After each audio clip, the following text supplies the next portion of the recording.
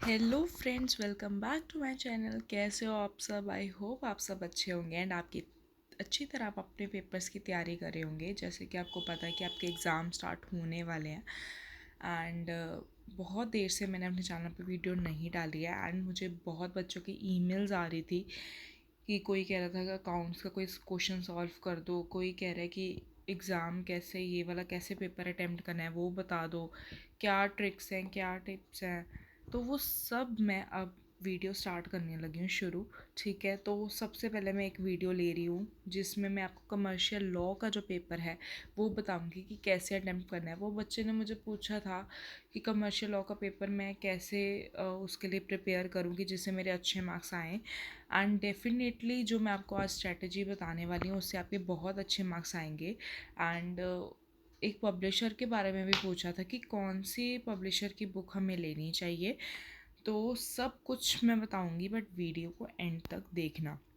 ये भी बताऊंगी कि कौन से सेक्शन में से आपको 2 क्वेश्चन करने चाहिए। जैसे कि आपको पता है कि हर एक सेक्शन में से एक एक करोगे एंड जो फिफ्थ है वो आपकी चॉइस होती है कि आपको किसी भी सेक्शन में से करना है। तो ये आपको पहले तो अपने दिमाग में बिठा के लेके चलना है कि हाँ यार, हमने इस सेक्शन में से ये किया एंड जो फिफ्थ है मैंने इस सेक्शन में से। तो सबसे पहले अपने दिमाग में हर पेपर की एक स्ट्रेटजी बनाना बहुत ज़रूरी है कि हम जो भी एग्ज़ाम देने जाते हैं तो हर एक पेपर का मैं बताऊंगी। बट आज मैंने कमर्शियल लॉ का लिया है, तो प्लीज़ यार वीडियो को एंड तक देखना। एंड जो मेरे चैनल पे न्यू है तो प्लीज़ मेरे चैनल को लाइक करो, वीडियो को सब्सक्राइब करो चैनल को। ठीक है, अब रेगुलरली वीडियोस आएंगी एंड मैं आपको बताऊंगी कि कैसे पेपर को सॉल्व करना है।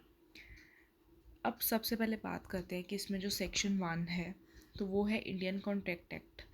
तो ये जो सेक्शन है ना, इससे आपको क्वेश्चन मिलेगा ही मिलेगा। दो तो कई बार किसी और सेक्शन में इसका मोड्स ऑफ डिस्चार्ज भी मैंने किसी पेपर में देखे थे। तो इसमें मोड्स ऑफ डिस्चार्ज इंपॉर्टेंट है, ब्रीच ऑफ कॉन्ट्रैक्ट। सबसे पहले तो मैं ये बताऊंगी कि क्या क्या चीज़ें इंपॉर्टेंट है, तो वो ध्यान से सुना। मैं अंडरलाइन कर रही हूँ कि modes of discharge, breach of contract. अब ये नहीं है कि जो मैंने बोल दिया वो ही देखो, जो इम्पोर्टेंट है वो आपको भी पता है, नहीं पता तो अभी सुन लो। ये चीज़ इम्पॉर्टेंट है। ये कैसे पता चली हैं, पिछले एग्ज़ाम्स में बहुत आई हुई हैं। ठीक है, एंड वैसे भी टीचर आपको हर एक बताता है कि हाँ यार ये चीज़ इंपॉर्टेंट, ये आ सकती है, तो एक्सपेक्टेड है। बट ये नहीं कि वही चीज़ करनी है, आपको हर एक चीज़ को रीडिंग ज़रूर देनी है। ये मैं अपनी पहले भी वीडियोस में बोलती थी कि कोई आपको कह देता है कि ये चीज़ इंपॉर्टेंट है बट JNU का कुछ पता नहीं होता। कई बार हम जो हम सोच के जाते हैं वो नहीं होता है। तो हमें रीडिंग जो है हर एक चीज़ को देनी है। ये नहीं कि बस वही ये होता है जो इम्पोर्टेंट है हम बहुत अच्छी तरह करते हैं, हम एक्सपेक्ट करते हैं कि वो चीज़ आती है। बट हमें क्या है कि हमेशा सेफ साइड पे चलना चाहिए, कभी भी रिस्क नहीं लेना चाहिए। बाकी चीज़ों को भी एक बार रीडिंग देनी चाहिए अगर हमें अच्छे मार्क्स स्कोर करने हैं।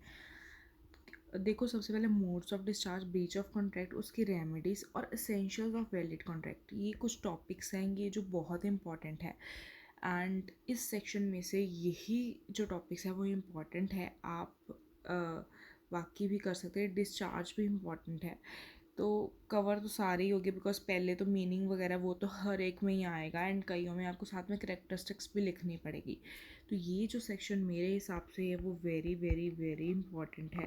एंड मुझे जो लगता है, जो मैं आपको कह रही थी, मैं अपना पर्सनल व्यू पॉइंट दूंगी कि मुझे कौन से सेक्शन में से लगता है कि कैसे 2 क्वेश्चन करने चाहिए। वो सेक्शन है ए।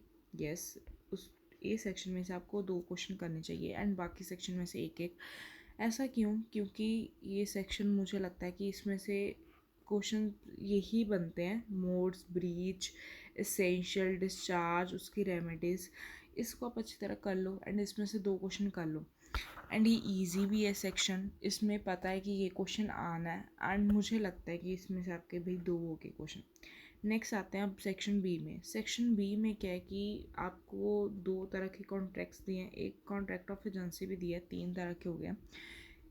एक तो बेलमेंट एंड प्लेज दिया है, एक एजेंसी का कॉन्ट्रैक्ट दिया है, एक इंडेमनिटी एंड गारंटी का दिया है। तो हर कभी देखो बेलमेंट वाला आ जाता है, कभी कभी गारंटी वाला आ जाता है, कभी एजेंसी वाला आ जाता है। तो इट्स लाइक कि आपको वैसे ज़्यादा इम्पॉर्टेंट जो मैं इसमें से कहूँ जो कॉन्ट्रैक्ट है, बट आपको इसमें क्या है कि बेलमेंट और इंडेमनिटी एंड गारंटी दोनों ही सेफ साइड पे करके जाने पड़ेंगे। बिकॉज क्या होता है कि इसमें से कई पेपर्स में अब गारंटी वाला आया हुआ है, कई पेपर्स में बेलमेंट एंड प्लेज आया हुआ है, तो सेफ साइड के लिए दोनों कर जाओ और इसमें से एक क्वेश्चन कर लो, ठीक है, कि इंडेमनिटी एंड गारंटी वाला कर लो एंड बेलमेंट एंड प्लेज वाला कर लो सेफ साइड के। बट ज़्यादा इंपॉर्टेंट क्या है वो मैंने आपको बता दिया है, इंडेमनिटी वाला है, वेलमेंट वाला इतना नहीं है, बट आ सकता है, कुछ कह नहीं सकते हैं। नेक्स्ट अगर आते हैं सी सेक्शन, सी सेक्शन थोड़ा सा अनप्रेडिक्टेबल है, इसमें कई बार क्वेश्चंस घुमा के आ जाते हैं, बट इसमें से जो सबसे ज़्यादा क्वेश्चन जो इम्पॉर्टेंट है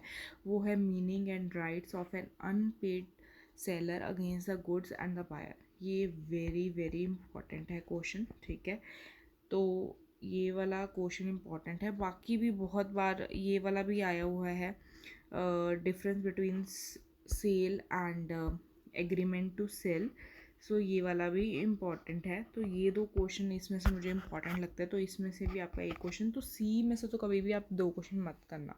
अगर आपको नहीं ठीक लग रहा कि जैसे मैंने आपको ए बोला तो आपकी चॉइस है, ये मेरा था पॉइंट ऑफ व्यू कि जैसे मैंने आपको इसकी स्ट्रेटजी बनानी थी एंड मैंने आपको बताया ये क्यों इम्पॉर्टेंट भी है। बाकी आपकी मर्ज़ी है, आप किसी के, अगर आपको लग रहा है कि नहीं यार मैंने कोई और करना है, आप डी में से भी दो कर सकते हो, उस पर मैं आ रही हूँ, बट सी में से बिल्कुल भी मत करना। एक्सेप्ट सी आप किसी में से भी फिर दो कर लेना, बट सी बिल्कुल भी मत करना, बिकॉज उसमें से थोड़ा सा है कि क्वेश्चन घुमा के आपको आ सकता है, बट बाकी ठीक है सेक्शंस फिर भी। अब डी जो मतलब सेक्शन है वो है कंज्यूमर प्रोटेक्शन एक्ट। इसमें से मुझे जो लगता है वो आप एक क्वेश्चन बस एक कर लो, कंज्यूमर प्रोटेक्शन एक्ट, और उसका जो रिड्रेसल मशीनरी का, ग्रीवेंस रिड्रेशन मशीनरी का वो है प्रोसीजर है सारा, वो कर लो, वो ही आता है। एंड ये वाला एक्ट इम्पॉर्टेंट है। And LP limited liability partnership में थोड़ा सा है, कई बार आपको डिफरेंस आ जाता है, कभी कुछ आ जाता है, तो उसमें क्या है कि कंफर्मेशन नहीं है कि आपको ये चीज़ आएगी, इसलिए मैंने आपको, नहीं तो डी सेक्शन आप कर सकते थे, बट अगर आपको लगता है कि वो चैप्टर आपके लिए ठीक है, इसमें से एक्चुअली कुछ भी आ सकता है। वैसे एक ये भी आया हुआ है, डिफरेंस भी आया हुआ है पार्टनरशिप और एलएलपी में, और भी बहुत चीज़ें आ सकती हैं, तो इट्स लाइक कि एलएलपी का कंफर्मेशन नहीं है, बट कंज्यूमर प्रोटेक्शन एक्ट का यही चीज़ है, रिड्रेसल ही है, डैट्स वाई एक है। तो आप खुद सोचो, डी सेक्शन में कंज्यूमर प्रोटेक्शन एक्ट अच्छी तरह कर जाओ, बी सेक्शन में ये दोनों कॉन्ट्रैक्ट कर जाओ, सी में मैंने दो क्वेश्चन बताया उस वो कर जाओ, एंड ए पूरा कर जाओ, यही सही रहेगा, यही बेस्ट स्ट्रेटजी है कि जिसमें से आपको, इसमें से आपको दो करने हैं, इसमें एक और इसमें एक करने हैं। एंड मैं आपको रीज़न भी बताए हैं, वो वैलिड रीज़न है, आप खुद सोचो। जो बच्चे ने थोड़ा पढ़ना शुरू किया होगा या बुक देखी होगी, तो मैं वो मेरी अगर ये वीडियो देखेंगे तो वो मेरी बात से एग्री होंगे कि मैं क्यों ए सेक्शन कह रही हूँ। बाकी आपकी मर्ज़ी है कि अगर आपको डी में से करना है, बट एलएलपी वाला, बट आप बी में से फिर इससे अच्छा करो, क्योंकि डी में एलएलपी में अगर डिफरेंस आ गया बट उसको 6 पेजेस में लेके जाना वो थोड़ा सा मुश्किल हो जाता है। तो मैंने आपको उसी हिसाब से भी बताया कि वो सेक्शन करो जिसमें से क्वेश्चन जो है इजीली आपका 5 पेजेस में बन सकता है, 6 पेजेस में बन सकता है। जिसमें आपका वो क्वेश्चन पेजेस में नहीं बन सकता तो आप वो वाला क्वेश्चन क्यों करोगे। वो तब चॉइस होती है कि जब हमारे पास कुछ हमें नहीं आता, वो तब हम चॉइस लेते हैं। अगर हमारे पास नहीं कोई चॉइस बची है तब हमें क्या है कि वो क्वेश्चन उठाना जिसके पेजेस भी कम है, ठीक है, इट्स ओके, बट हमें पेपर को जैसे अटैम्प्ट करना है तो करना ही है, ठीक है। तो इसमें ये चीज़ आ जाती है। तो आई होप आपको ये वाली स्ट्रैटेजी जो है वो अच्छी लगी होगी कि सेक्शन ए जो है प्रॉपर करो। एंड जो ये बात थी कि मैम कौन से पब्लिशर की हम बुक लें, वेदर कल्याणी, वेदर शर्मा, तो ये मैटर नहीं करता। वैसे कई कॉलेजेस में कल्याणी लगाई जाती है, कहीं पे शर्मा, तो बच्चे कोई अपनी चॉइस से भी लेते हैं, कोई दोनों बुक्स पढ़ते हैं, बट आप लो एक ही जिसमें आपको लग रहा है कि हाँ यार जो लैंग्वेज है मुझे ईजिली समझ आ रही है या ये है। मेरे हिसाब से कल्याणी लेनी चाहिए, बट आपकी पर्सनल चॉइस है। कई बार बच्चे को शर्मा का लैंग्वेज सही लगती है तो वो वहाँ पे उस बुक के साथ जा सकता है। ये कोई बुक का इसमें कोई रोल नहीं है, एंड स्पेसिफिक ये नहीं कहा कि किस पब्लिशर की लो। सो आई होप ये वाला क्वेश्चन भी क्लियर हो गया होगा। तो बाकी और भी कोई डाउट्स हैं इस पेपर के रिगार्डिंग तो प्लीज़ कमेंट बॉक्स में यार लिखना, अपने डाउट्स लाओ, ठीक है। एंड बाकी कौन सा नेक्स्ट मुझे वीडियो लानी चाहिए वो भी बताना कि मैम इस पे प्लीज़ लाओ, इस पे मुझे बहुत प्रॉब्लम है। कोई टॉपिक समझना है अकाउंट्स का तो वो भी लिख दो स्पेसिफिक कि मैम ये टॉपिक समझा दो, ये इम्पॉर्टेंट है एंड ये मुझे नहीं समझ आ रहा, तो वो मैं आपके लिए हमेशा हूँ। तो चैनल के कमेंट बॉक्स में ज़रूर डालो। एंड कोई और कुछ ज़्यादा पूछना है तो यू कैन ईमेल मी, अपनी जो ईमेल है वो भी डिस्क्रिप्शन बॉक्स में डालती हूँ। एंड बच्चे मुझे मैसेज करते हैं उस पर, तो you can also message me, ऐसी कोई बात नहीं है, ठीक है। बट कमेंट बॉक्स में भी अपना डाउट लिख सकते हो। एंड प्लीज़ लाइक करना वीडियो को, सब्सक्राइब करो चैनल को। एंड मैं आपके साथ ही हूँ पेपर्स तक ही, तो कोई भी प्रॉब्लम है you can ask me. Thanks for watching my video. आगे भी वीडियो आएगी। Bye bye.